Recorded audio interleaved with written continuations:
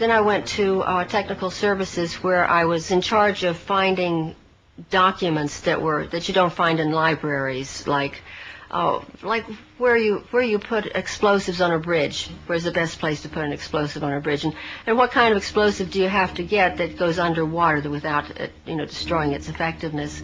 Also, I had to find, one time they wanted me to find out if there was such a thing as a poison that was undetectable, especially one that seemed to mimic a heart attack, that would kill someone, but it would appear that they had a heart attack. I did find such a thing.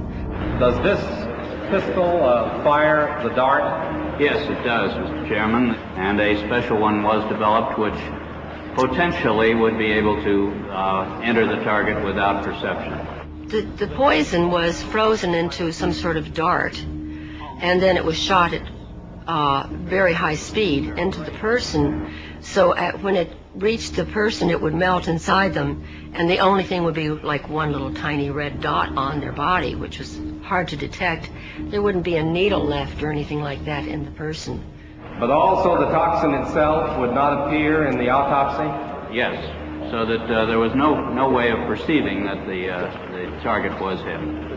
I think the first time that I seriously questioned anything that was more than I just couldn't take it anymore was when I came across this document. It was eyes only, and it was to my boss, but he only had one hand and a hook in the other hand, so I always opened all of his mail and his packages and so forth. And this one, he wasn't in the office. I opened it and I read it. It said eyes only. I wanted to read it because I wasn't supposed to, probably. And it was a report about a mission where they had blown up a bridge in Asia somewhere, and they had killed a number of women and children who were on their way to market that morning. It was reported as though they were really proud, mission accomplished. That one bothered me a lot.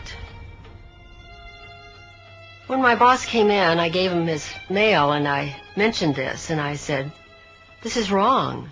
These women hadn't done anything. These children didn't deserve to die. Why did we do that?" And he said, that's the fortunes of war. And I said, "But we're not at war. We're certainly not at war in that country. Why did we do that? I don't understand it."